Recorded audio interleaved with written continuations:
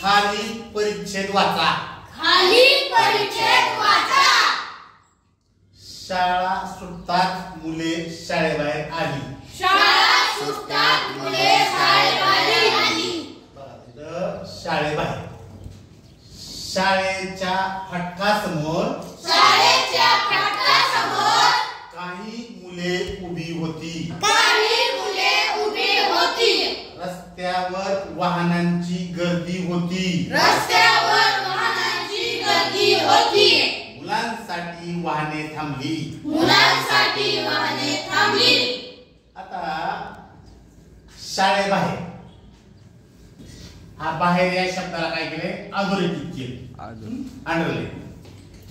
फाटका समोर समोर या शब्दाखाली अंडरलाईन केलेला आहे. परत रस्त्यावर वर वर या शब्दाला काय केले अधोरेखित केले. आणि साठी याला देखील अधोरेखित केले. मग आता हा काय प्रकार आहे याला अधोरेखित काय केले तर हे जे शब्द आहेत बाहेर समोर वर साठी ते काय झाले त्याच्या अगोदरच्या शब्दाला जोडून आहे. त्याच्या अगोदर शब्द कोणते शाळेला जोडून काय आलं बाहेर. फाटकाला जोडून काय आलं फाटका समोर. त्यानंतर रस्त्याला जोडून काय आलं रस्त्या. त्यानंतर मुलांसाठी मुलांना जोडून काय आलं म्हणजे हे शब्द अधोरेखित केलेले शब्द हे त्या काही शब्दांना जोडून आणले आहे.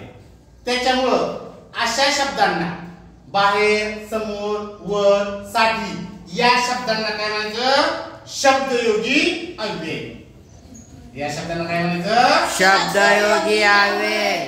कशामुळे म्हणायचं याला शब्दयोगी अव्यय का तर हे काय झाले आहे शब्दांना जोडून आलेले आहे. शब्दयोगी शब्दांना जोडून आलेले आहेत. मग बघा त्यात शब्द कोणते शाळेबाहेर शाळेला जोडून कोणाला बाहेर शाळेला कोणा फाटका याला जोडून हे आलेले आहे.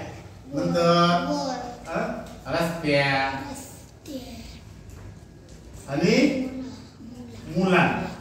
मुलांसाठी यांना जोडून आलेले हे शब्द आहेत.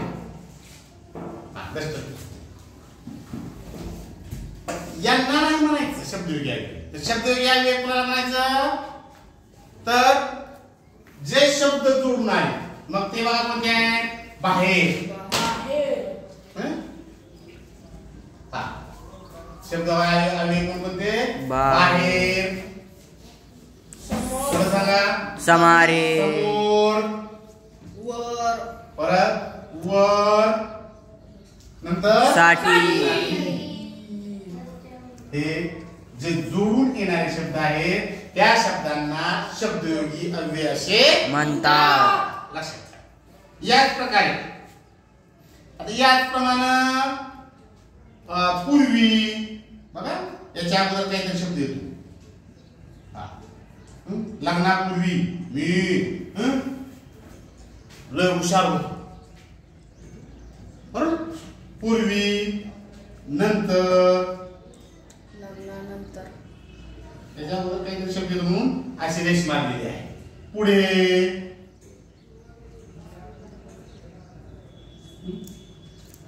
आधी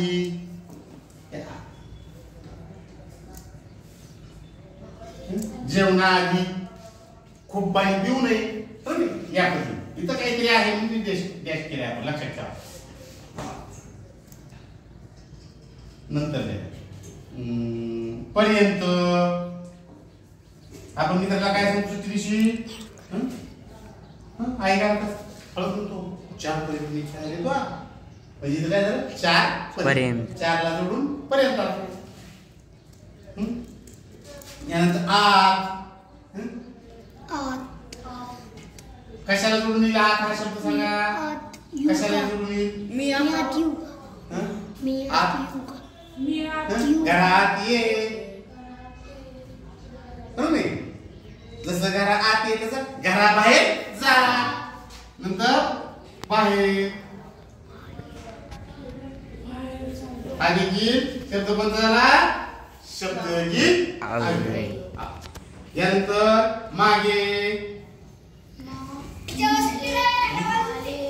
मागे त्यानंतर मुळे मुळे अति मोबाईलमुळे आपले आरोग्य धोक्यात आलेले आहे. इथं काही मोबाईलमुळे जोडून आला शब्द बरोबर नाही. नंतर शिवाय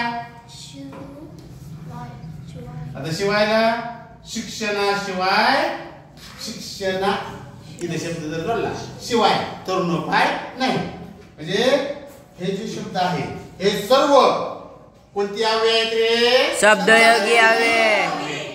हे सगळे शब्दयोगी अव्यय. म्हणजे आज आपण शब्दाच्या जातीपैकी कोणता प्रकार पाहिला शब्दयोगी अव्यय. एकच लक्षात ठेवायचं शब्दाला जोडून आलेला शब्द त्याला म्हणायचं शब्दयोगी अव्यय. झालं? काय अडचण नाही.